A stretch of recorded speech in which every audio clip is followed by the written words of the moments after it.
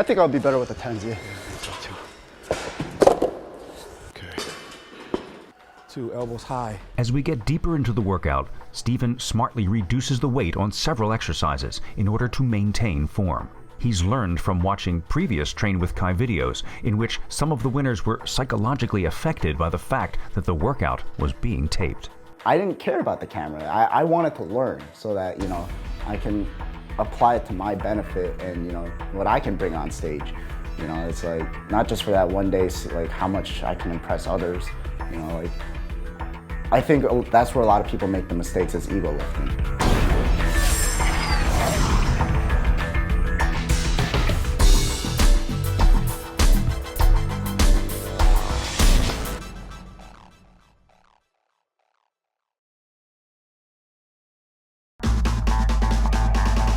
Carnivore, the world's #1 selling beef protein, gives you the power of beef at the speed of whey. Carnivore is now available in the original pure beef protein powder and a new delicious RTD. Also try Carnivore Mass, delicious carnivore bars, and new soft-baked carnivore brownies. To purchase Carnivore beef protein bodybuilding supplements, go to musclemedsrx.com right now. Traps, rear delts. Shrug, up, down to the bottom. Kai showed me how to do a different way to do shrugs, which was the reverse grip. It was behind the back, and that was a bit different for me. I've never really done those before. In a way, in the beginning, it was a bit uncomfortable. Okay, I see you feeling your way through this. By the time you got to rep 7, looked like you really started finding your way with your, making a connection with your rear delts. Let me show you this from the rear.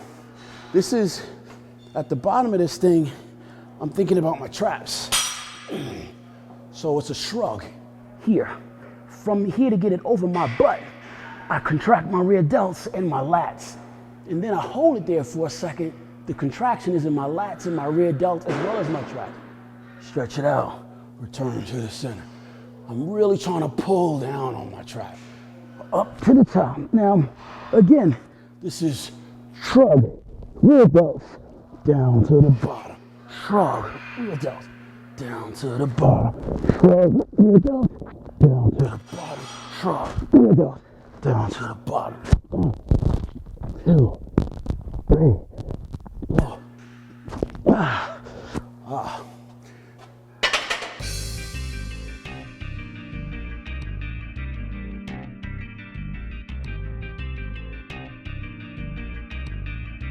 I remember being a teenager watching Lee Haney do these. For a long time, me and my training partners used to refer to these as Haney's, just because, you know, it was one of those kind of fixture moves that you kind of identify with some of the athletes that you just thought were amazing. Believe it or not, this can go a long way in helping develop the mid part of your trap. I don't think I'm gonna go up right now. It may look more impressive to do that on camera, but the spirit is not leading me to do that. So I'll stay here with you and hope to be a better resource of showing how it should be done. So here we go. From the bottom, it's a stretch on your trap. It's a stretch. Trap, rear delt, down to the bottom. Trap, rear delt, down to the bottom.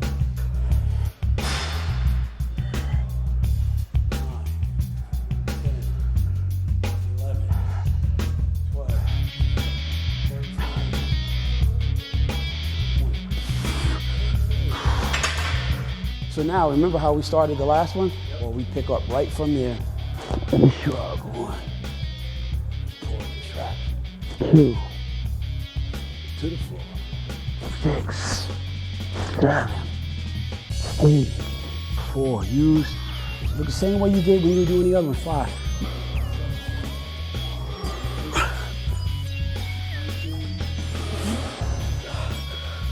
How do you feel when you're doing that? How does that feel to you? Feels good. I mean, sometimes like I see a lot of people loading up the bar and like, you know, like just, they look like a bird flapping around, but like, you know, the slow and contraction I like better. You know, I feel more of the burn, you know, getting that stretch. That's just me personally. Okay. Because I notice when you do this movement, you seem to stay here, as opposed to rounding it out and letting your traps just stretch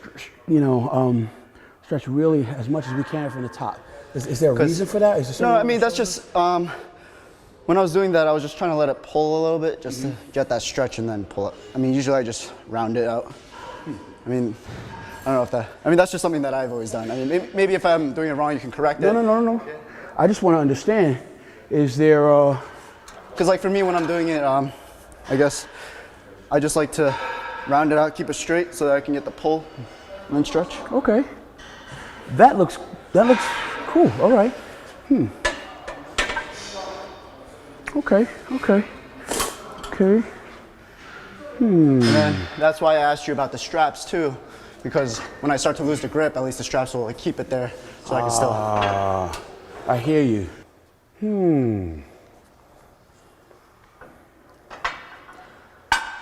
I don't want to encourage you to depend on the straps just for the basic, like, you know, some of the stuff we're going over is like basic fundamental stuff.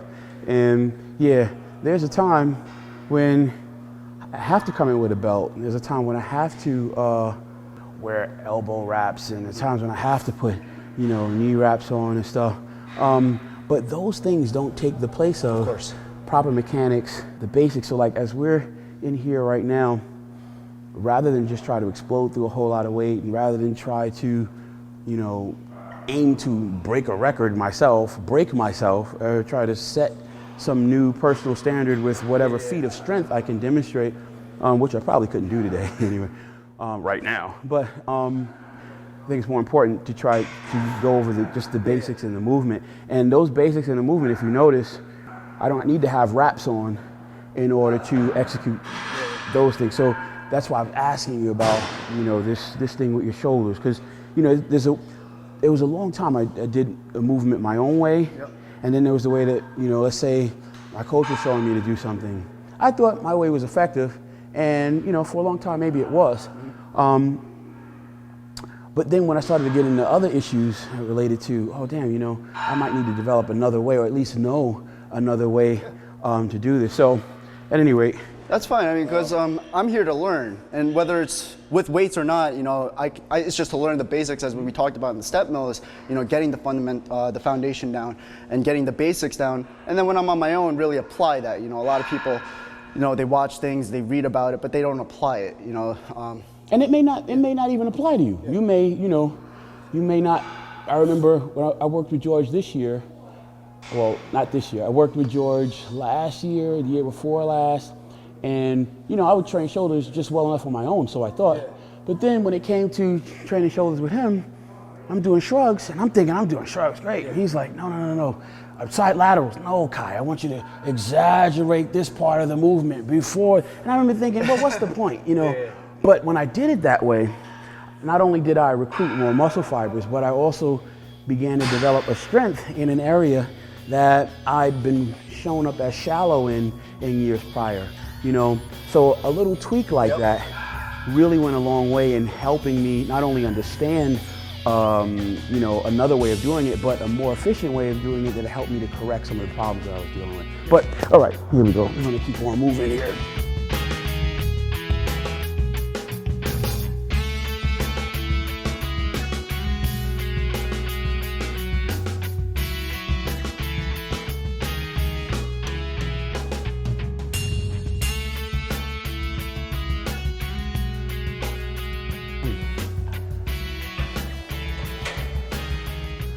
That looks pretty. You know, your development overall seems to be very, very balanced.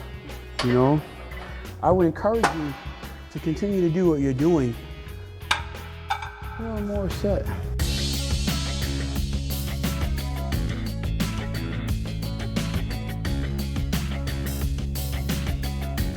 They used to do a program on ESPN, Steve Stone and Tom Terwilliger. They used to do, I believe, Muscle Sport USA.